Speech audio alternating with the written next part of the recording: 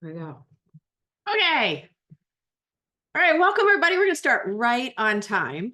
I would love if you would, for some of our VIP, we had to leave abruptly. I'd love if anybody wants to share some takeaways from the VIP session, time we spent there. We started talking today about the top mistakes that business authors make, and talking about the different types of publishing and how to view a book and how to view a book differently when you're a business leader. So anybody feel like they want to share some ideas or epiphanies from that? We have Jenny Ray. Thank you, Jenny. What you got?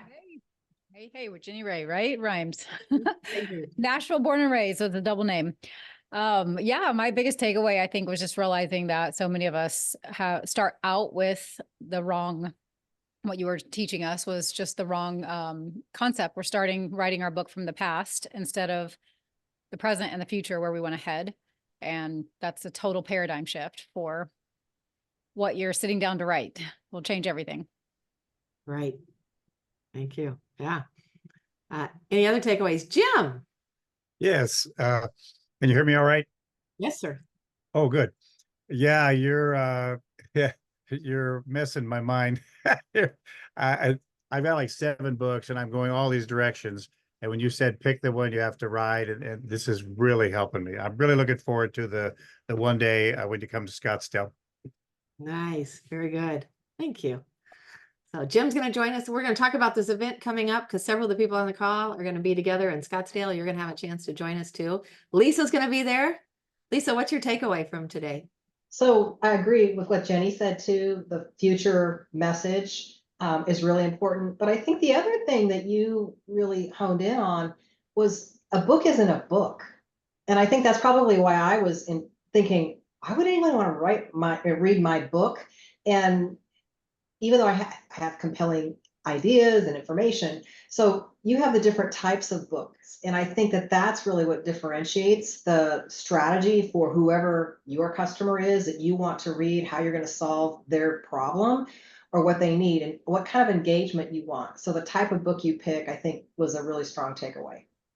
And I look forward to Scottsdale. Yeah, thank you. All right. Anybody else have some takeaways they want to share from? You raise your hand or go for it. Marilyn, you shared one in the chat. You want to share? Yeah, I would love to share. I am only here because God told me I'm going to write a book, and I am probably the worst writer. I can't even believe that that's even part of his desire for me. And then Ed reaffirmed it in some words of knowledge. And I am so grateful for you, Nicole, because I thought this would be the most daunting task of anything. And just in the little tiny webinar you had the other day, in the first hour today, I feel like, oh, this is a very accomplishable goal. So thank you. Yay. Okay, we've got some authors on the call as well. So published and in process. So yeah, y'all can continue to encourage Marilyn and the others that feel like this is more daunting than they dare imagine. In fact, we should do a couple of introductions here. So let's start with if my team, and that includes any of our editors that are on here. We've got a couple of pages. We've got Kimberly's on here, and Kimberly is my EA. So if you email me, you're probably actually getting Kimberly and Kimberly's help. There she is. She's raising her hand. Kim, I think you're on here. So Kim Han is, if you want to raise your hand, there she is. She just turned the camera on. You want to raise your hand so people can find you? No, I'm on my phone, so I don't know if I can find her. That's right. That's right. Y'all have to find Kim. She's directly below me here. Oh, so I did it. There we go. So Kim is our client success manager and project manager. So every one of our authors, Kim helps hold your hand through the whole process. So I'm your strategy coach. I tell people that Kim will, she'll hold your hand, she'll guide you, she'll answer your questions, she'll laugh with you, she'll cry with you, she'll kick you in the pants if she needs to, and we'll even pray for you. So Kim is phenomenal at what she does. Kim's also at her, are you at home or you're lake home today? Home. Oh, yes, right. Because I was with you all morning. Duh, of course you're at home. All right. So thank you, Kim. Our team met this morning. We had an incredible 2 hours this morning, a team meeting. So thank you for Kim. We also have Nadia on the call. Where's Nadia? Where'd you go, Nadia? Nadia is our operations manager. So she is the wind behind the wings. Whenever I dream up something, Nadia is the one who's accountable for trying to figure out how to make it happen. We are incredibly and freakishly well organized on our back end. How many of you like organization? Wave your hand. Like, all right. So a lot of people are surprised to hear how organized I am. So I'm a former corporate girl. I worked at Caterpillar for 12 years in HR and managed employee communications and HR strategy. I went through ISO certification at Caterpillar and business process certification, which means I understand the value of everything is documented, all the steps. And so we have a complete project management system. So every client goes through a documented series. It's probably about 115 steps. And the system is coming up and telling everybody who needs to show up when for this author. And so we geek on all that. I keep meeting systems people that keep thinking that they're going to get me as a client so that they can set all our systems up. And then they see all of our systems and they're like, oh, you're good. So I think that's fun. But that's Nadia. So Nadia is incredible and manages our operations. And then we have Joy. I don't know if Joy is on the call today or not, but Joy is Kim's assistant in managing client successes. And then we've got a couple of our editors, I think, that are on the call as well. So shout out to all of you. I also want to recognize our two guests today. So Debra's in the room and Susie, you're going to meet them in just a minute. But before I introduce them, I want to set today up. Okay, so this 5-week challenge is really all about helping you think differently about who you are, what you're meant to do. And I want to encourage you over the next 5 days to think a lot bigger about your calling and your purpose. And so I'm going to pin myself here and spotlight. There we go. And so to do that, you're going to get a chance to meet several authors. And these are authors that are just like you, who are really great at something and not sure how to package that, how to communicate that, and how to share that message and that gift with the world. And so we have had the opportunity to work with over 250 business leaders at all different levels. And we've worked with people who literally have no business. I've worked with people that it was a big deal to get to get their first $40 of a client, right? And I've worked with, we've actually worked with 3 billionaire clients on their book project, including Grant Cardone. A lot of you might know Grant Cardone. If you go to his website, his ad retargeting will follow you everywhere. He is a brilliant marketer and entrepreneur out of Miami, billionaire real estate investor. He does all the things. He was on the show Hidden Billionaire, and we've done 6 books and 6 projects for him as well. So I honestly love you guys. My favorite client to work with are the people that are here in this room today, right? That are trying to really just figure out, like, how do I do the thing, right? And so that is my passion and how I love working with you. And the reason that is because I've been where you are. So I want to take you back to a day that was about 2010, and I was really frustrated. So about 10 or 8 years earlier than that, I was working at Caterpillar. I was an employee communications manager and employee at Caterpillar. And I loved my job. At the time, I was working for 3 senior vice presidents at Caterpillar. I was managing employee communications for 3 major divisions of Caterpillar. And it was a very demanding job, and I loved it. But it was also the time of my life when I was trying to have children. And I kept having, actually, I had 3 miscarriages, and then we lost an infant. And some of you were in VIP a few minutes ago and heard a little bit about my story and Jenny's story on that. But I had fought really hard to finally get pregnant, and we had baby number 5, and she was born, and she was born healthy. And I made the hardest decision I ever made, which was I let go of my corporate career. And I had never planned to do that. I loved working in Caterpillar. I loved climbing the corporate ladder. I was a type A personality. I was on the high potential list. It was all the things. I saw a line of sight of what I thought that I wanted, but it began to compete with another value of mine, which was family and having these girls. So I let go of my Caterpillar career when my first daughter was born, my first healthy daughter, back in 2001, and I was terrified. And I was sitting in a room. I had another baby 2 years later. So I had baby number 6, which is my youngest now. She's Sarah. So my girls are now, by the way, 21 and 23. But at this time of my life, in about 2010, the girls were young, and I went to a mom's event.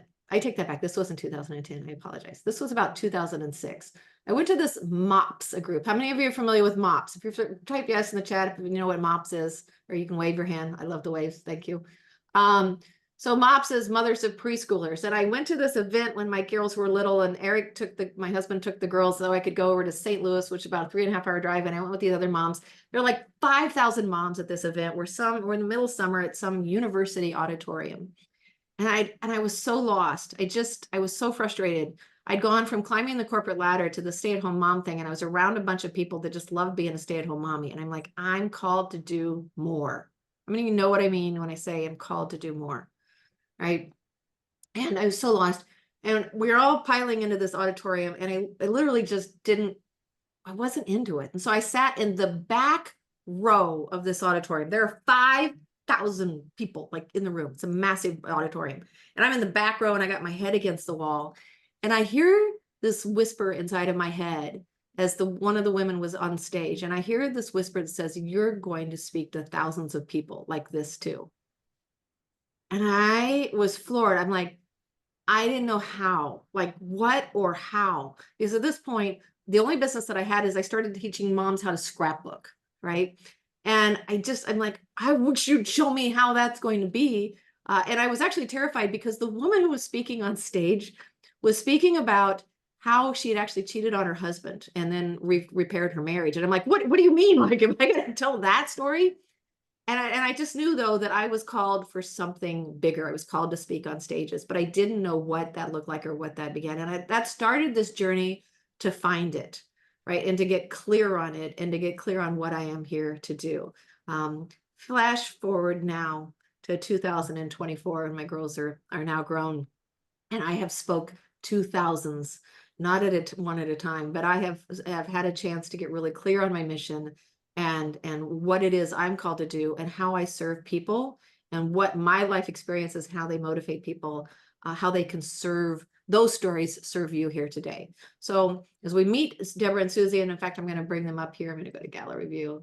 I tell you that story because these two women are former corporate women too.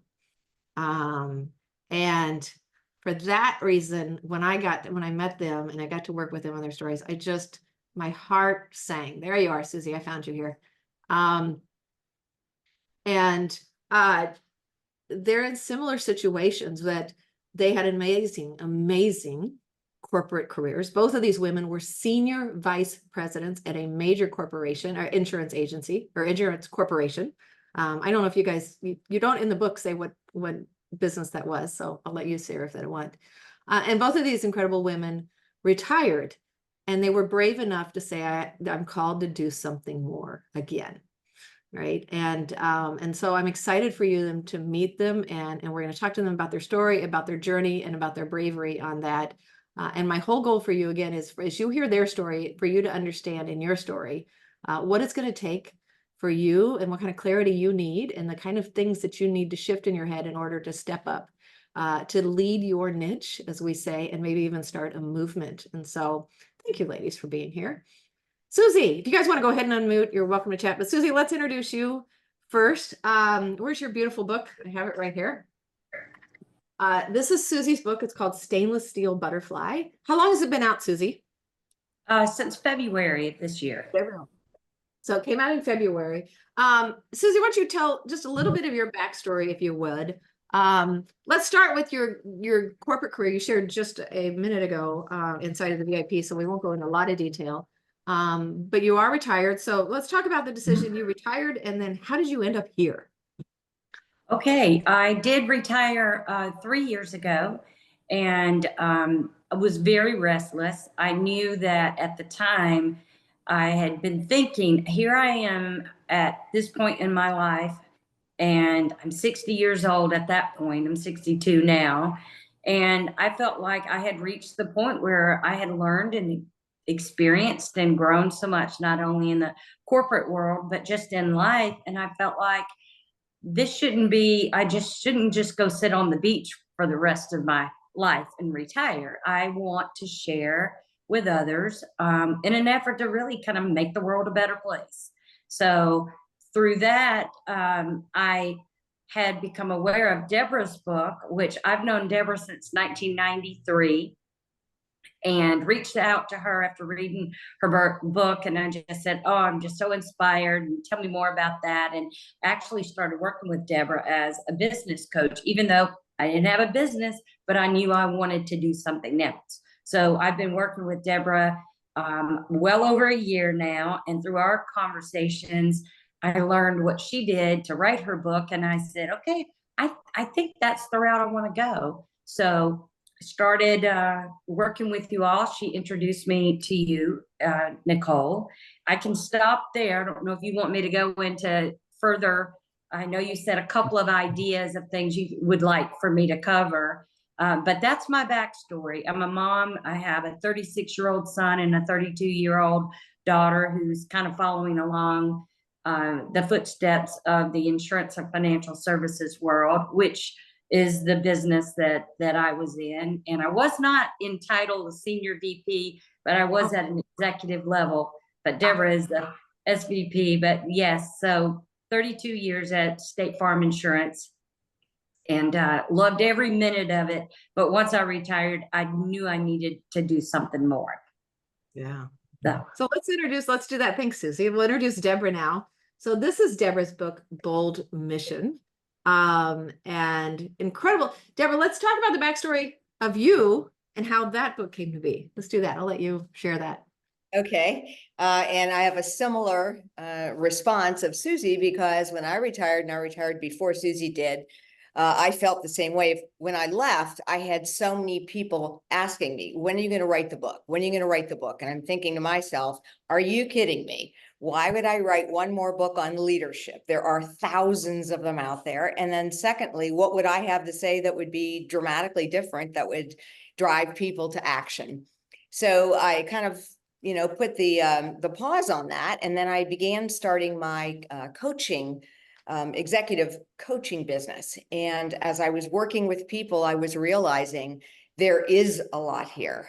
There is so much that I want to share.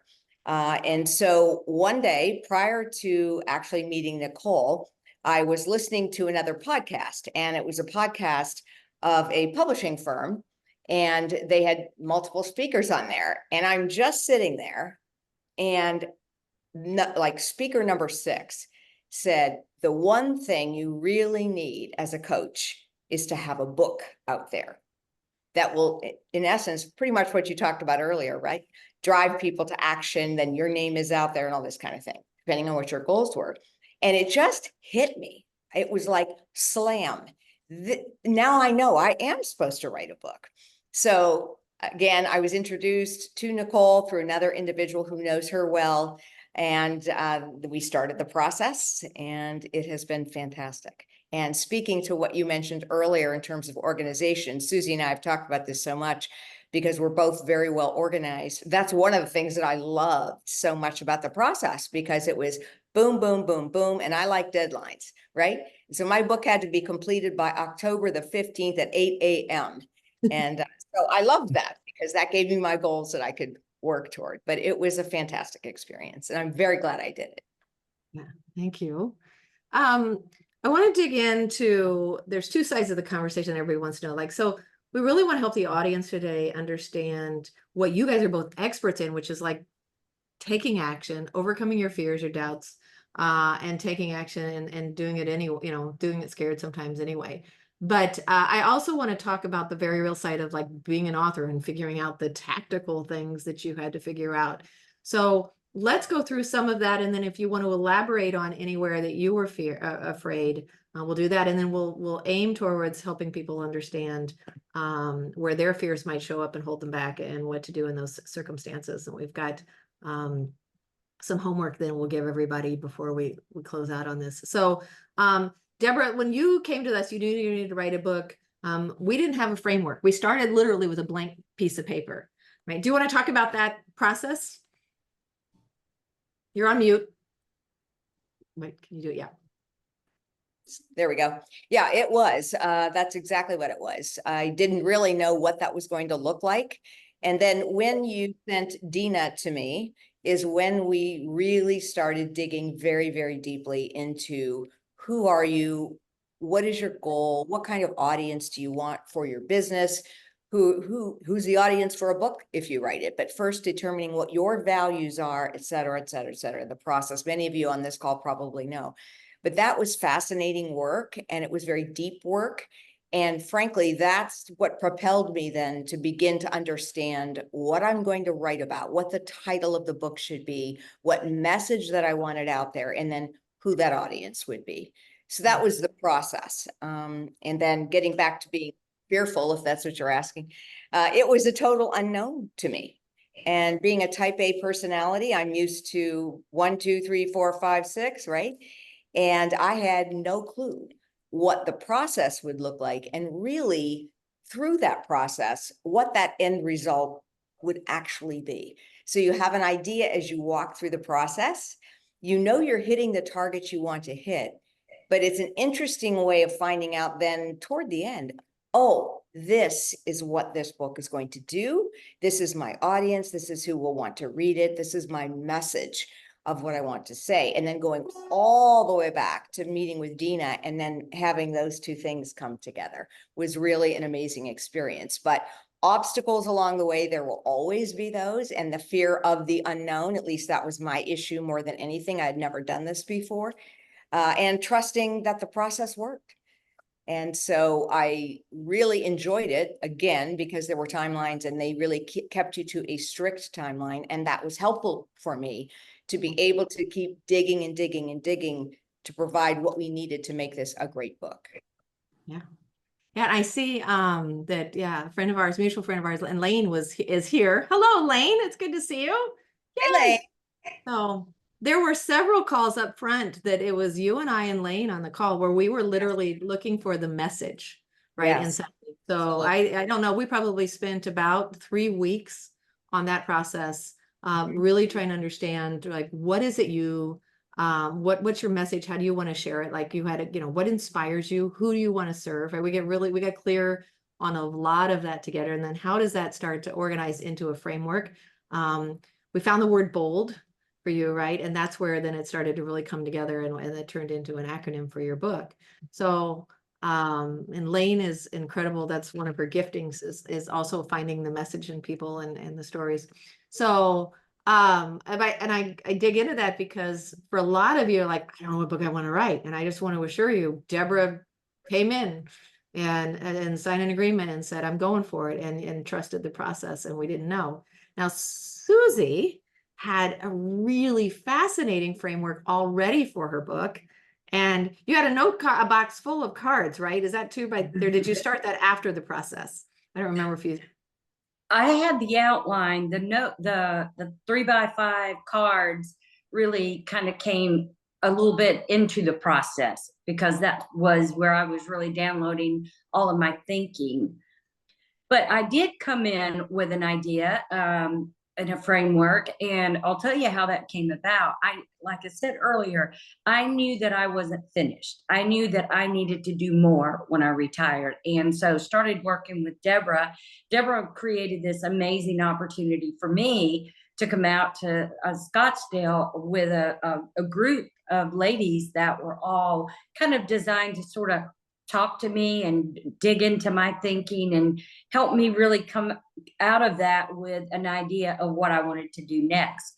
It was from that, even though I had the idea going in that I wanted to write a book, but I didn't really get clear on that. Yes, that next step would be a book.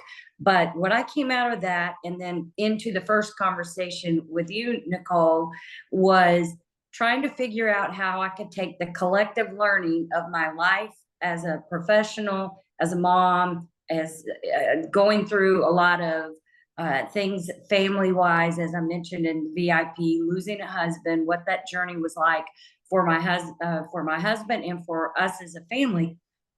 I reflected on a poem that I had been given when I was 17 years old, which is a foundation for my life. It's If by Rudyard Kipling. It's over 100 years old, and it is a poem of the author writing to his son all the things that if he could do, he would ultimately become a man. Well, when it was given to me, my stepfather said, you will be a stainless steel butterfly, because I said I won't be a man. He said, but you'll be a stainless steel butterfly. So to me, the perfect way for me to write the book was to use the poem as the foundation and use each line from the poem as a separate life principle and reflect back on my life and lives of other people who have influenced me. So that's how I brought mine together. But once I came to Nicole with that outline, how to get it, who was the audience, what was really my purpose in doing it, all of those more critical thoughts that needed to be flushed out, the process that she had in place was the way I could get to those answers. Mhm.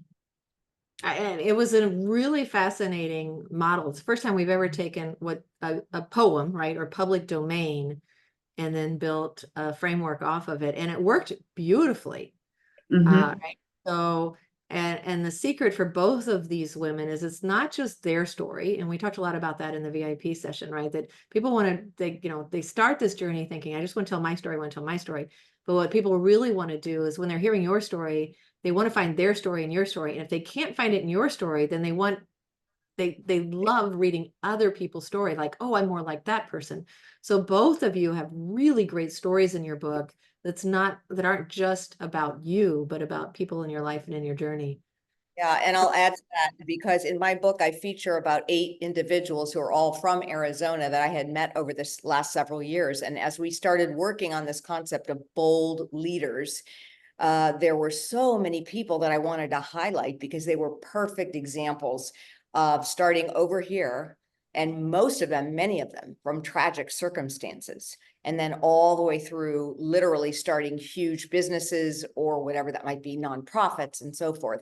And so they were such perfect examples of bold leadership and yet walking through all the obstacles and the fears and all the kinds of things along the way. And I've been able to feature them in person several different times, and then just developed another new website for my book only, where they are literally featured. I went and interviewed each of them for an hour and then kind of edited that down to about 3 or 4 minutes so that you can go and then you can find out who that person is. When I mentioned the person in the book and it's Michelle, now you know who Michelle is and what her story is, and it makes it much more powerful. But that really helped tremendously by giving stories of other people, not just Deb Boblitt, throughout the book. And I agree, I think people relate to that and look for it. Yeah. So I'm going to take a pause and just segue to help those of you that are watching this understand what we do. So in our process of working with authors, we take our authors through 4 different phases. So the first phase is the plan phase. And this is the phase that most publishers skip. They assume you know what book to write, and they assume that you can figure out how to write it, right? And then they pick you up either after you've written it or when you're ready, you're about, starting to write it and you're starting to get to the point that you want an editor. Some of them will get involved then, right? But what is unique about what we do and what I want to help you with is I love supporting you during the phase where you're figuring out what book you should write, right? And so 4 out of 5 people that I talk to are writing or planning to write the wrong book. And it's our plan phase that you're hearing about these women talk about is where we help you figure out what book should you write, what story should you tell. And so all of that is in this guide here. And the reason I want to bring that up is, and Kimberly or Nadia, anyone that's able to, you drop a link into the chat for the 1-page book plan, so that as you know, all week we're leading up to an event where you're going to actually get to meet Debra and Susie and several other people that are on the call. We're going to do a live planning workshop in Scottsdale on Friday, September 27th. There is a virtual option instead. If you can't join us in Scottsdale, there's another one, virtual option we're going to be doing next week. I hope you get and are able to join us in Scottsdale, where you get to meet these incredible women that all the women we're interviewing this week are going to be there. But the goal of the workshop is to help you do what Debra and Susie are talking about, which is we're going to answer 9 questions together to help you figure out what book you should write. And those questions include, what does success look like to you? So today we're talking about mission and what your objectives are, what your life of mission is. And that's what I'm going to talk to you two, Susie and Debra, about and again in a minute. But we want to get clear on your mission. And then we want to get clear on your ideal clients. Like, who do you really want to serve? What people light you up and what people don't, right? And we're gonna get clear on your business offers. So when we did this planning phase with Debra and Susie, we literally looked at their business model and we said, how are you going to make money from this? Because it's really great, you can write a lot of books, but the opportunity is in how you continue to serve people. So we help them build their coaching model as well. And then another one of the decisions that Debra's talking about here is in the planning phase, we start to say, who else do you want to include? What stories do you want to include in your book? Because those stories are people that become allies in your launch, right? And so those stories are seeding partners when you have your book, right? And when you're out there on your stages, those are people that host you in front of their audiences. And so those are really important part of your whole strategy. And it's what we do when we're doing the plan phase together. So the onepagebookplan.com is information on that as we keep going. But I want to dig in more to this idea of two things. So Susie, would you talk about fear? You talk about a lot of this in the book about when fear and doubt show up and how to address that. Because a lot of people on this call are like, I love this idea, but I don't know that I'm ready. I'm not qualified, because they're looking at the finished product of you guys and they're saying, well, I could never write a book like that. So Susie, would you talk to them a little bit about that? Yes. And actually, when I knew that was one of the topics you wanted to discuss, I had a reflection, and this is not in the book, but this is a reflection from my earliest fears as a leader. So unique for me, I started my business at 26. 4 years in as a State Farm agent, I was being recruited into leadership. And, too young to even think. I'm 30 years old. I went right into that opportunity. And then one of my first meetings with one of the agents, I had this overwhelming fear when I walked out of it. I walked into a meeting with a 20-year agent who is a successful agent. And it was just a meet and greet, first meeting. But I walked out of there thinking, what am I going to do to help him? He's far more successful than I was in my first 4 years. So how am I going to bring real value to him? And I was having this conversation with my stepfather, who I do talk a lot about in the book, and who gave me the poem. And he said, how was your day? And I told him, I said, I don't know what I'm going to be able to offer some of these agents. They've been around. They're so much more successful. And I said, I met with an agent today, Dan, he's a 20-year agent. And I said, and I have 4 years success. Yes, but only 4. And he said this, he said, honey, there's a difference in having 4 years experience and having 4 years experience 5 times. And when I thought about that, he said, your role, he said, some people stop growing. Your role as a leader is to help them be better than they could ever be on their own, not to compete with what their success is versus what yours is. And that was the early learning as a leader that kind of took that fear away, so that I knew going into each of my roles over the next 30 years that my job was to help them. So it was a moment that when I shifted my thinking about my role as a leader, the fear around it came down. The way I apply that to this is this kind of the same. I go into this plan to write a book, and I know that I have an incredible resource at my disposal. The fear of being intimidated, like I was in that earlier stage, kind of dissipated.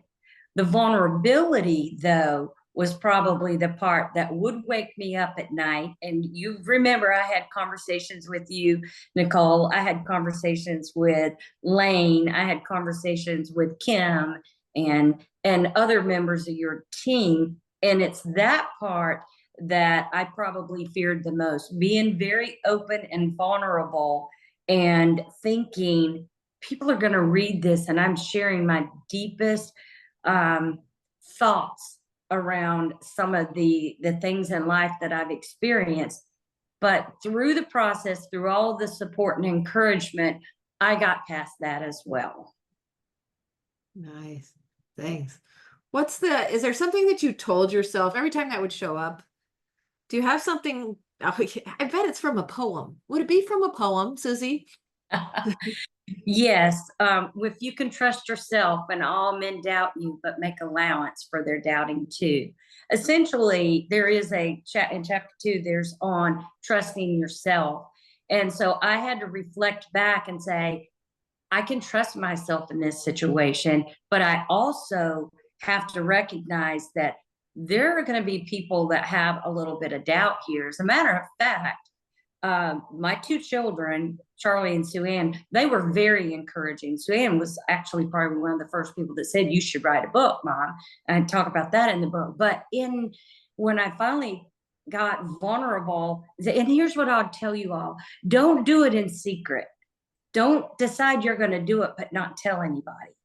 Be okay with saying, I'm going to write a book.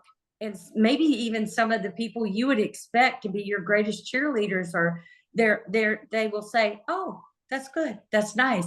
But you may pick up on the fact that they're wondering, okay, is she really going to be able to do that? I had that experience. And so I had to make allowance, as the poem said, make allowance for their doubting too, because I'm not a professional author, but I knew I had the resources to get it done. And so, yes, I would have to remind myself of that. And then here's the other thing I had to remind myself of. I might wake up at 3 a.m. and there's a story in my book, and I'm like, oh my gosh, can I really tell that story? I told myself, until the book is published and out for the world, you can always step back and reposition anything that you are feeling a little bit uncomfortable about. And we did that. Lane and I did that multiple times. And I'll tell you, Lane was an incredible resource for me. I think of writing and I think of authoring. And I don't know if this is correct in the world of publishing and writing, but for me, I'm the author. These are my words, my story, my experiences, the direction I want to take with this book, the message I want to share.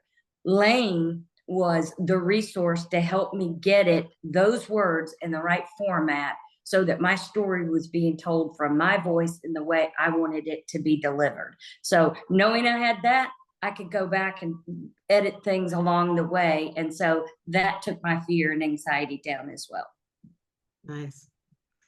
This goes back to in our VIP session, we talked about the mistakes that people make. And one of the biggest mistakes that people make when they're writing a book is they write without advisors, right? And so it's really tough if you don't have someone that can say, well, here's how we could shape that differently, or maybe that story doesn't go in the book, right? Those advisors are really valuable, because this is an exercise in vulnerability and and courage. So speaking of courage, Debra, you're muted. Let's bring you back on, because your book is in a perfect alignment. So I wanted the 2 of you here today to kick off day 1, where we're talking about mission and focusing on what you're called to do and what the world needs you to do. And so Bold Mission is perfect for that. You have this great quote. Where to go? Inside of your book. It's right here. I'm gonna read it from page 71. It says, one of the most exciting and anxiety-producing aspects of owning your dream is that it's impossible to know exactly what it'll look like, which I think is just fantastic thing. Great way to describe this experience. Talk about pursuing your mission, if you would, and doing it in fear, overcoming those fears. Lead this group here. Okay, so I'm going to go back to a story as well about overcoming fear. And it was when I was an executive, and it was my last position that I was called to do. It was the highest role that you could have, and I was running 1/6 of the country. And the person that I was following was considered literally the smartest man in the company. And that story's in my book as well. Nice guy, but brilliant. And then Deb comes in. And for those of you who don't know me, I'm 5'1" maybe. So here I am following this big guy who really was extremely well respected within the entire organization of 70,000 people. And then I come in to take his place. And so there's this thing that we all had to do every quarter as a senior vice president. You had to present with your team the stats and the improvements needed, et cetera, of your entire area. And so I reorganized it completely, like I thought it should be. And I really was stepping out, and I mean a step of faith, because the way everybody else had been doing it was completely different than the way I did it. But I felt innately that this would be a way to do it. Long story short, that was a hugely fearful situation for me. And we did the presentation, I prepped my team, and we literally heard back from about 4 or 5 people who were on the other side of that call. And it was a telepresence call, so everybody could watch everything you did, and you couldn't use any notes or anything. And they said, this is the way all of them should be done. This is how these were designed, but nobody's been able to do it yet. So that was very encouraging to me. And so then it gets back to the book, and it's kind of like what Susie was talking about. That experience carried over into writing the book, because you are being extremely vulnerable. There's a lot of fear associated with that. The stories that I tell in there, including the very first story about my hair, was a huge, huge thing in my situation where I was as a senior vice president. And it's a very funny story, but it's true. My point is to put that out there. And first thing, as soon as you open the book, you really have to understand that there is vulnerability involved in this, because you are going to tell some of those stories about yourself and of course about others. But that there was fear there initially, but back to what we've all been talking about, if you have a process in place.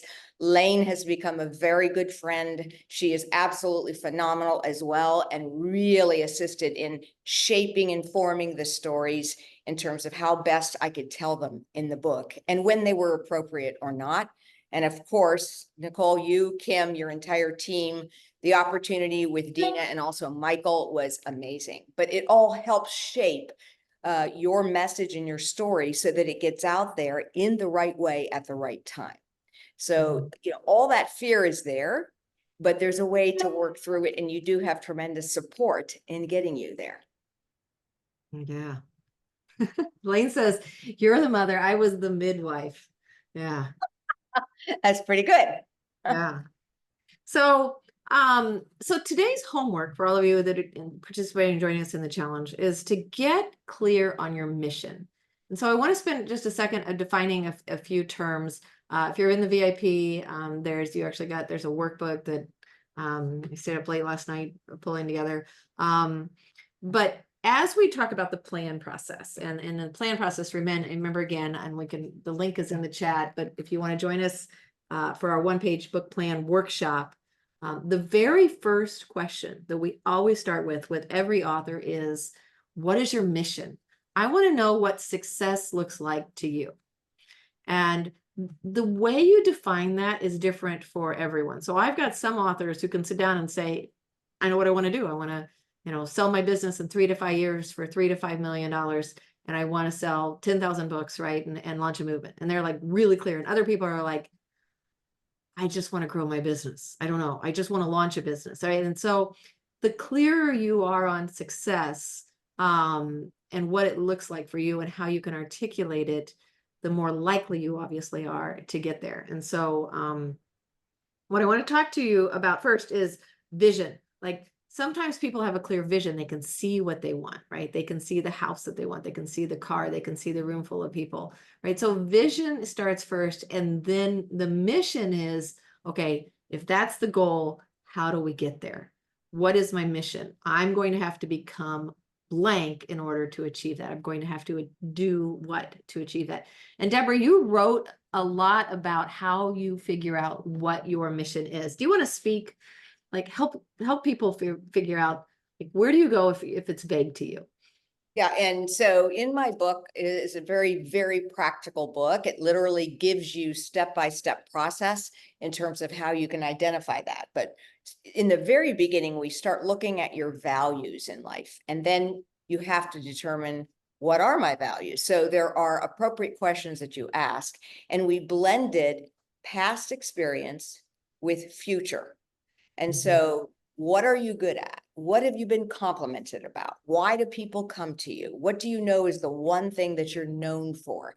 All those kinds of questions, and they're all reflected here in the book, that ultimately get you to your values, which ultimately get you to the mission in your life, and it's based on the foundation of that mission will always be based on your values, but you have to go there first, and you have to determine what that foundation is. And then you walk through this process with all kinds of questions that you're going to ask yourself and others who know you to get to what this mission is going to be. And again, you can read it. I won't go into any much detail in that, but we have it all listed out for you in the book where you can ask those questions. And what I've created is an actual worksheet now that's going to be available online with this package, which is a video of my speaking about BOLD, because B in my book is called Bold Mission, Courageously Pursue Your Calling. The B is believe it. The O is own it. The L is live it, and the D is duplicate it. And so I've got a video that I've created now that talks about what does it mean to believe in your mission? What does it mean to own it? What does that look like? What does it mean to live it? And then why are we suggesting that you then duplicate it and help others do the same?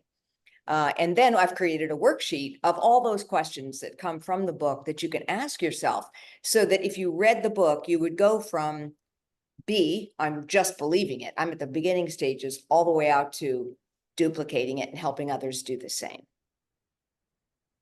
What is it? Do you guys want to speak? What is your mission now? How would you define what you want to achieve in this stage of your life and career? Neither one of you can go first, who wants to. Susie, if you want to go, I've been doing a lot of talking. Yes, I will tell you that the one difference I think that in the process for me is that when I started working on writing the book, I didn't really have a very specific plan beyond the book other than letting it kind of take its shape based on the direction God wanted it to go. And now, because I'm not building a business specifically at this point in my life, I am going to move forward and do some additional things. It may be a consulting business. It may be more in the speaking realm. But at this particular time, I wanted to take the first year since the book is published and let the book get out there into the hands of as many people as possible, and then get feedback on the book, on what is resonating with others, and then take the next step to figure out, now, what do I do with this next? So I'm enjoying that. And I guess my mission, even though I don't have it defined as in a next step from a practical business standpoint, my mission every day when I leave my home is I take a couple of books with me and I give books away. I live at the Gulf Coast most of the time. I go places by myself and I meet people and I strike up conversations. And if the opportunity, and in 99% of the time it does, I give them a book. Here's an example. I took a flight on Saturday morning to Orlando to spend a couple of days with my daughter, and we're taking a trip together. And sitting next to me was a gentleman who was traveling to Orlando with his son to look at colleges. He was just a friendly, open gentleman and it's an hour-long flight. I knew he had 2 girls. I knew he had 2 boys. And I knew a lot about him just through the conversation. I gave him a book and I said, I want you to read the back of my book and tell me if you would be interested in reading this. And he read it and he said, absolutely, I would. That's exactly in life where I am right now. And I said, well, here, it's yours. And so I give away books for the pure purpose of being able to engage in the conversation, because so much of what he told me during the course of that conversation, once I introduced the fact that I had the book, then the conversation kept getting deeper. And then I said, I have a chapter on that topic. I have a chapter. There was at least 5 different subjects he brought up that I said, I have a chapter on that subject. And so I give them the book and I give them my phone number and say, please text me when you've had a chance to read it. I actually had a text from somebody this morning who had given the book to, and they said, I am enjoying reading your book. And it's so insightful. So to me, I'm spending these months sort of figuring out, now how can I take this to the next level? I will do something profound with this opportunity. I'm just kind of figuring it out for me right now. Yeah. In a minute, I'm going to open up to Q&A. So if you guys want to think about what questions you have, and we'll go back to audience view and after we talk to Deborah. But what I love about that, Susie, is that in our process and the way we work with clients, there is no one path to success. What Deborah's perfect book is and how she wants to use it is completely different than what Susie's doing, which is completely different than what Jill's going to talk on Friday. I know Jill's here. I can see Jill. Johnny Lane's got her own book. Right. We've got several people that are on here that we've helped publish, right? Every author's journey is different and how they're going to use the book, what their mission is, at their own pacing is. And I think that's really important as you think about like, what is it you want to stand for and how you want to get there? But the secret is the process of going through and writing a book. You know, I told you earlier, I'm a business and marketing strategist, and I started a publishing company to help our business clients get the attention that they want, right? It gets you the authority, it's the attention you want, but it's also the process itself and the transformation that happens to the author as they begin to get clear on who they are and what they stand for and how they express that and how they brand that. And that whole process is completely transformative. We're going to talk about that tomorrow with Tammy Fellows. So make sure you're here tomorrow when we get more into details on the process. But Deborah, what's your mission now? What do you see it? How's it going? I just really want for this book to take me to speaking opportunities and podcasts and that kind of thing. And it already has. So I've had several large groups that I've spoken to. And then I can't tell you how many podcasts. I was just on 2 last week. And so it's been amazing to be able to share the message of the book. And Susie and I have done some very unique things.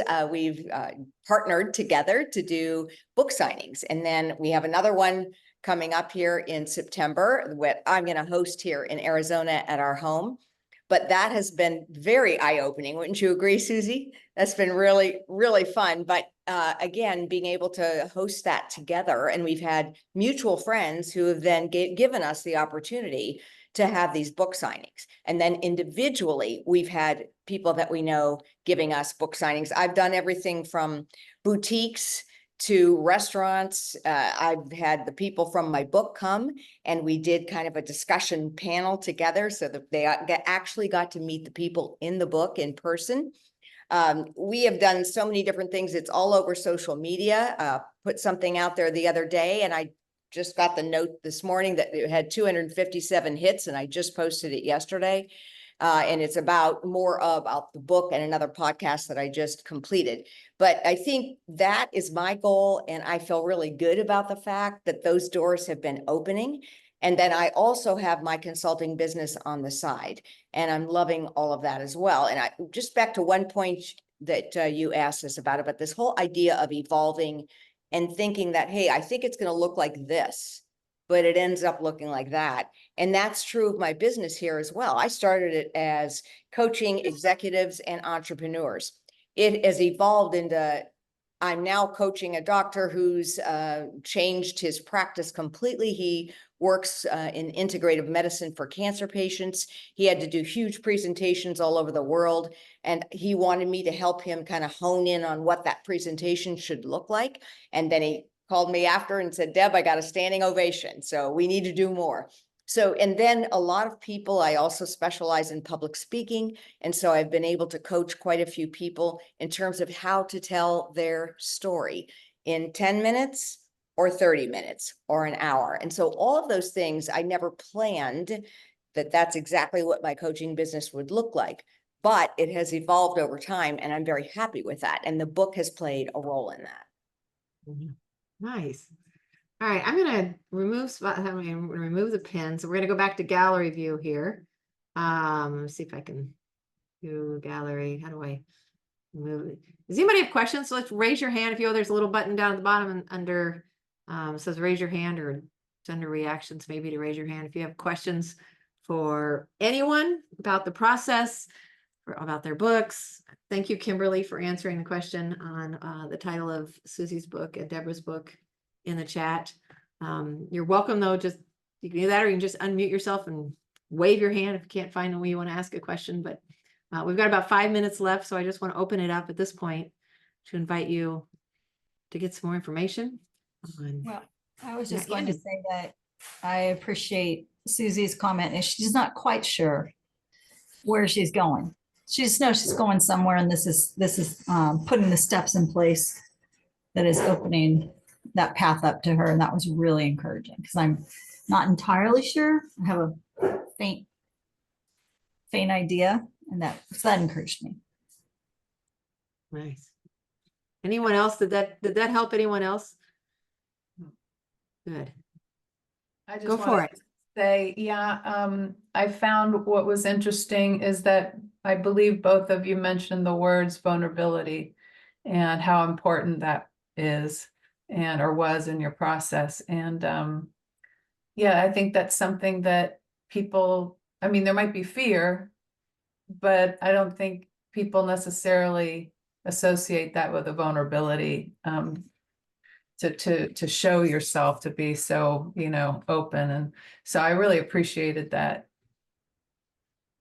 Nice. Thank you. Jim. You're on mute. Hold on. Gotta unmute yourself. Wait, Jim, you're muted. Sorry. I'm There you go. feeling the fear. My fear is not vulnerability, because that's sort of my story of what I got through was to be so vulnerable it scared my kids. But my fear is not writing it well, I guess. And that's why I'm attracted to you, your help for that. So it's a different kind of fear, but it's still there. Mhm. And I'm I believing see. to get it taken care of. I see Jill smiling. Jill, you want to unmute and answer John or Jim on that? Oh, Jim, let me tell you. I had the same fear. It's fear that I have this skill. I know that I have the passion, and I know that I have the words, and I know that I have the lesson, and I know that I have the thing that people need to hear. It's holy crap.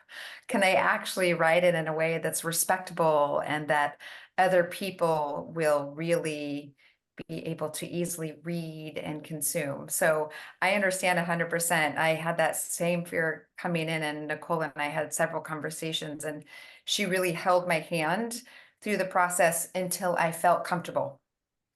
And it took a couple calls, but I trusted the process. I'll tell you, if you lean in, you're going to be so proud of yourself at the end of this whole gig. You're going to go, I did that. So I get it. That's a valid fear. So sneak peek. So Jill is our guest on Friday of this challenge, and Jill's book is about to come out, and her book is on a very hot topic. And kudos to Jill. You're going to meet Jill and her story, but Jill said, I'm not writing this book. I want a ghostwriter. And I said, go through the process. And if you still want a ghostwriter when we get to that point, you're welcome. And then she got to the point, and we went through the planning process. She knew what book she wanted to write. And then you chose to write it. And not only did you write it, you crushed your timeline. Yeah. Well, thank you. Yeah. Thank you. And again, because I overcame that voice in my head that was telling me that I wasn't capable of putting what was up here on page, I am so incredibly proud of the finished product. So thank you, Nicole, and the whole crew. Yeah. That's our guarantee, by the way. You're gonna be really proud of your book when you're done. Jenny Ray, what's your question? So my question's a little bit around niche, and you may be hitting this later this week, so you can just defer to that if so. But I just, first off, just appreciate all of you ladies and just getting to hear from each one of you, Debra and Susie, and just the different, just different places that you're at.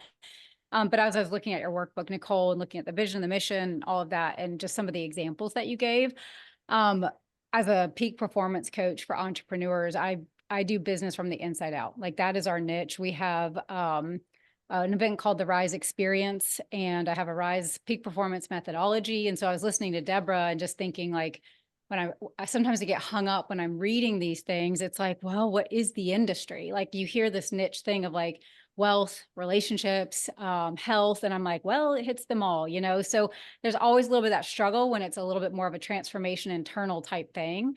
I mean, we have the business numbers. We've had business leaders who have grown 216% in the first 3 weeks after leaving our event. And like, we have so much of that social proof. Yeah, I think I always struggle when I go to put the mission down. So I just want to make sure as I'm doing the homework tonight, niche, like if you have even 60 seconds to advise or something on just like the niche, the industry, I always feel like hung up versus like people that are like, yes, I have this shiny product that's like, you know, we're going to make $100,000 with this social media strategy. My strategy is a you strategy. It is you like transforming the leader so that they can actually own and optimize and run their business. So what's the industry? Yeah, I've got great help on this, I think. And for a lot of people are like, I don't know, when I'm looking at my ideal client, I'm not sure what it is. And I tell people, a lot of people are looking at it from what's the demographic. Like I help doctors, or I help women over 50, right? Or I help, right? And so, but a lot of times the real niche is a certain psychographic, right? It's I help people who feel stuck. They're really good at what they do, but they feel stuck and they're at a capacity and they don't know how to get past that glass ceiling, right? Or whatever it is. And so if you start to think about the psychographic, the emotions that that person is feeling, then you might be able to find your niche in a different way. And then it could be male, female, age, does all of the things about the demographic, but you know, what career they're in, all of that disappears because now you really understand it's the heart of a particular person that I'm looking for. And I have skills that can change, and it's their heart and their mind connection. And I can change that with a process. Yeah, I was curious how you do this with your book process versus like, you know, I've been in offer creation for years and I've proven the offer. It's sold, I mean, so many times, but then I always question, like when I get into like a little different sector, like writing a book or something, it's like everybody's got a little different take on niche and who you're writing it to. So this is a little bit of a different take, which I appreciate and I love. So yeah, I hope this week we can just keep diving into these questions. Yeah, we'll keep digging in and see if we can find the Yeah. specific for you. So yeah. Tracy, thanks, Jenny, right?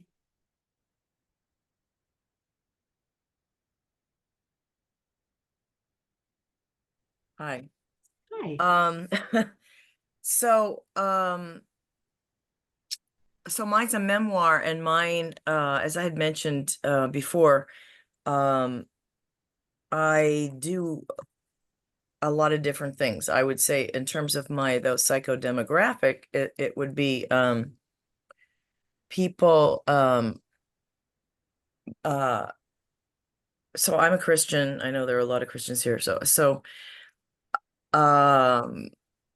it's people that have been disenfranchised in the church, that have been not recognized or hindered or not helped, or, you know, or flat out had nightmare experiences and ran screaming, you know. So, though just FYI, I've fallen even more deeply in love with the church as I've processed through my experiences. And so it's not about, condemning the church, but it is about helping these people, and also hopefully helping the church, because for them to realize, some people just think that everything's perfect and everybody should want to come to church, and what's the problem? So it's not necessarily a heart issue, although sometimes it is. It's just an unawareness of how they come across or whatever. So, but so that I believe is the heart of it. And my heart is always to reach the lost and, everybody get closer to God. So, but I'm coming back to filmmaking. I got saved while I was working in Hollywood, and then I do a lot of different artistic things. And now I'm going to be writing a lot of books. I know a lot of books will come out of this initial one, and aside from other, trauma and other things. So, but I don't know how I'm going to monetize. I'm going to be making film, earning a living there. I am going to be coaching. I might be bridging. I realized this morning I might even be, well, I'm a bridge. So Okay, so- sure. I thought Fine. yeah, I'll shut up. Yeah, Sure. do you have, what's your question? What are you struggling with at this point in regard to your mission? Are you clear on that? Yeah, I feel pretty clear on that. Sorry. I thought, well, because I thought this was suggested as a, okay, my understanding was we need to know what we're going to use to monetize, and that's part of the process and part of, an upcoming opportunity. And so what I don't know is if that, it sounds great. I don't know if I'm ready for that yet. I don't know if that will, it probably won't hurt me, but I have to make I need to know if that will help me if I'm at this place of not knowing. Well, I don't have a product, I don't have anything to put out there, and I don't know how that business is going to be structured. Good. Okay. All right. Yeah. Does anybody else not know how they want to like not know your business model real clearly yet? Does anybody else? Yeah. So when we do the one-page book plan workshop, right? There are 9 decisions that we make together. And so that's what we go through in this process. The 4th decision we make together is how can people continue to work with you? What are your offers, right? So your offers are your products or your services. It's a way that people can continue to get results and work with you. And so both Debra and Susie were starting with a blank slate, like they didn't have a business model. Yeah. And other clients we work with like have a business model, but it's not scalable. Jill is also at that place, right? So Jill sold her counseling, I call it a practice, Jill, is that what you call it? Yeah. And thank you. And so she's like starting with blank slates. What's money? I sold that. Now I got this new thing, right? So a lot of people we work with are starting with a blank slate. Other people, like literally, they think they've got a business model, but when they write their mission, they realize like, I want to make $1 million, right? So that I can buy this house. And then I have them do the math when we get over to offers and they're selling a $150 product. And in their mission, they're like, look, I want to change the world. And they've got a product that's not scalable, right? And so the purpose of the one-page book plan is to get alignment across 9 decisions. This is how you know you're writing the right book. Because people don't do that. You're in silos. You're like, what book do I want to write? I write the book I want to write. And then they get done with the book and they're like, what am I going to do with it? And then they come to me and they're like, can you help me market your book? And I'm looking at it and I'm going, well, you wrote the wrong book. Like there was no strategy in the book to help it drive you to any place. You wrote the book you wanted to write, not the book your audience needed or your business needed. And so the purpose of the one-page book plan and the workshop that you all have a chance to, if you want to continue on this journey with us, is to get alignment and all of those factors. So Tracy, you're in a great place because what we're going to do for today is the first question of those 9, which is what's your mission? What does success look like for you? So that's your homework today, is to just think about what success looks like to you.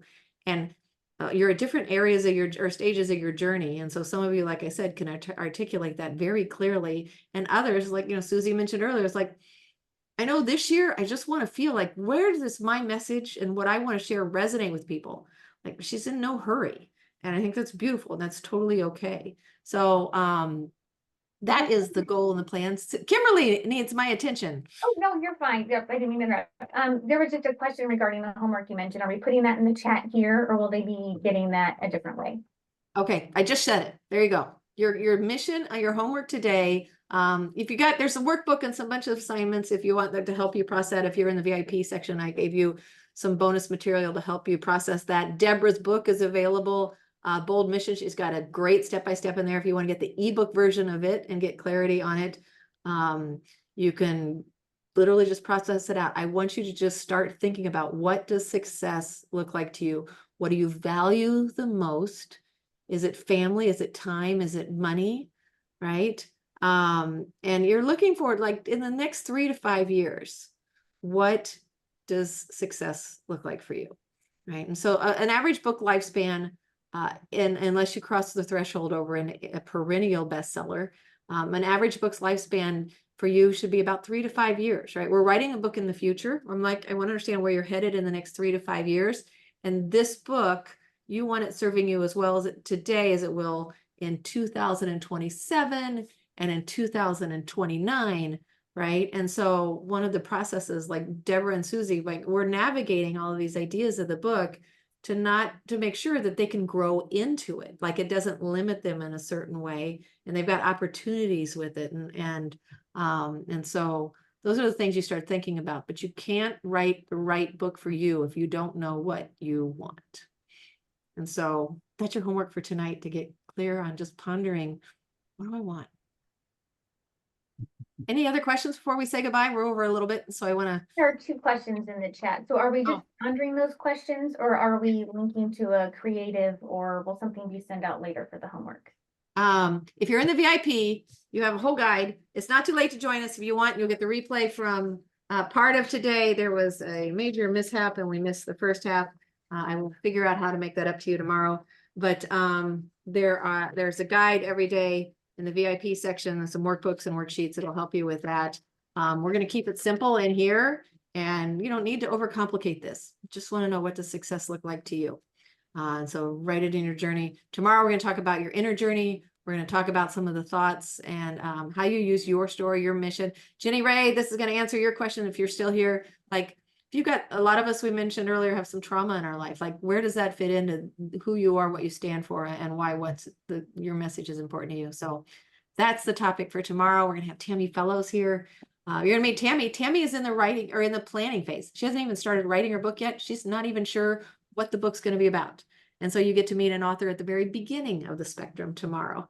And so I'm looking forward to that. So with that, we'll say goodbye today. Thank you for joining me. We'll see you tomorrow. If you want to join VIP, just go back to nicheleaders.com and re-register, and then you'll be able to do that. And there you go. Kimberly, I just sent it to just you. How do we do that? Niche Leaders, you actually, I think, have to use the www because technology is not my thing. And got it there. Okay. Thanks, everybody. We'll see you tomorrow. Take care. Bye.